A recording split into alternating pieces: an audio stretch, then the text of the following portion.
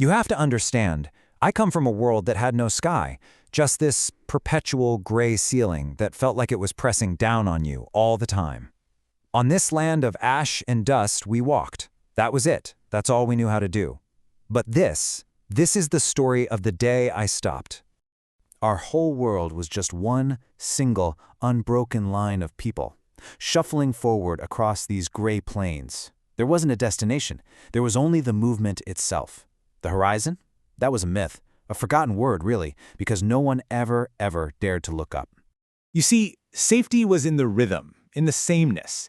If you watched the heels of the person in front of you, you knew your place.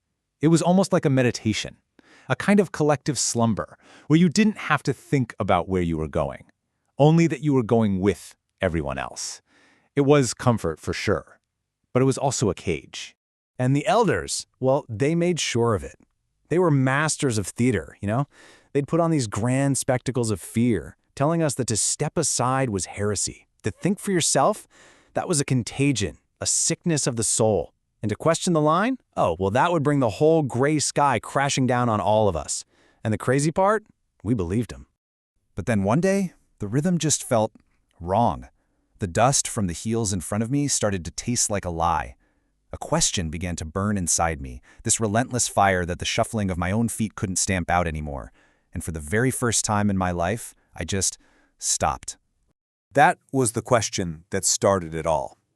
Not about the horizon itself, but about the lie that it didn't exist. What if the elders were wrong? What if these gray plains weren't actually endless?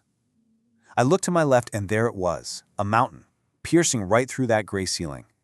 And in that one moment, the hunger to see, it just completely eclipsed the fear of the herd. So I took one step and then another, right off the path. The reaction?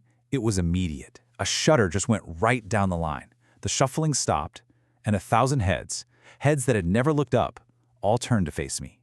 And in their eyes, I didn't see confusion. No. I saw a deep, chilling fury. That was the first word they hurled at me from below, just as my hands found a grip on the rock. Monster. It was this guttural, primal scream.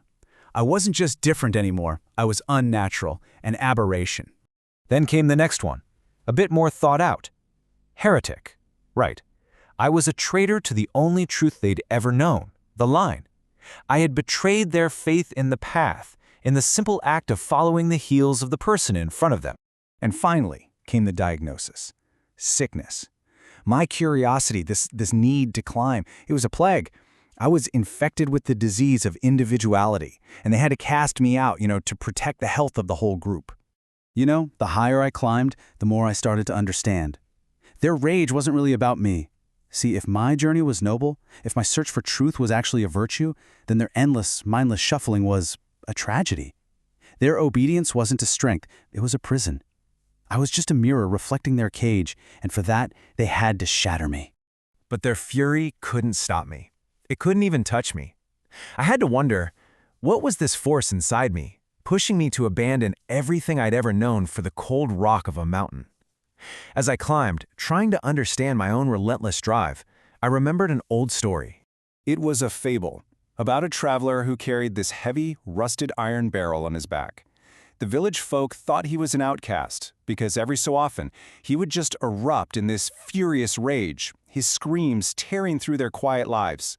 They called him wicked, impulsive. But a wandering spirit saw the truth. The barrel wasn't a choice. It was a vessel for this great, pressurized energy, a fire deep within. His outbursts weren't some failure of character. They were a biological need, a force of nature that had to be released or it would consume him from the inside out. And right then, I understood. My curiosity, it was that same kind of force. So, the spirit in the story offered the traveler a choice.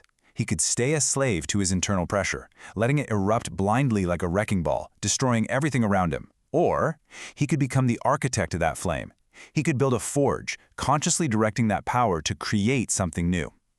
And that was my choice, right there on the mountain. When I finally reached the summit, the air was sharp, thin, exhilarating. I broke through those gray clouds into a world of blinding sun and endless blue. And for the very first time, I saw everything.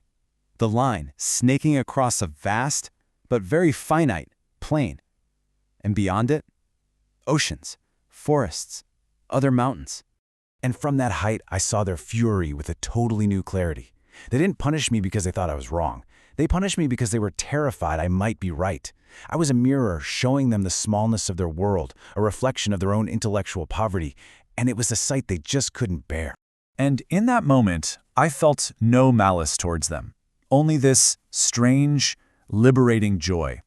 A laughter that just bubbled up from deep inside me. It was the joy of a truth that I had earned with my own effort, with my own risk. A kind of joyful wisdom. A feeling so pure and powerful that all their curses from way down below sounded like nothing more than the wind. I finally understood. My solitude wasn't a punishment, it was a trade. I had exchanged the suffocating warmth of the herd for the sharp, clean air of integrity. And this loneliness, well, it was the highest form of self-respect. The real heresy wasn't me climbing the mountain. The true crime, the only crime, was their refusal to even look up, to choose the comfort of blindness over the demanding, beautiful, and yes, sometimes lonely burden of sight. So I'll leave you with this. That pressurized energy, that fire, it exists in all of us. The urge to question, to create, to deviate. So the only real question is, what are you going to do when it calls to you? Will you stay on the line and let it erupt and destroy? Or will you climb, build a forge, and create a world of your own?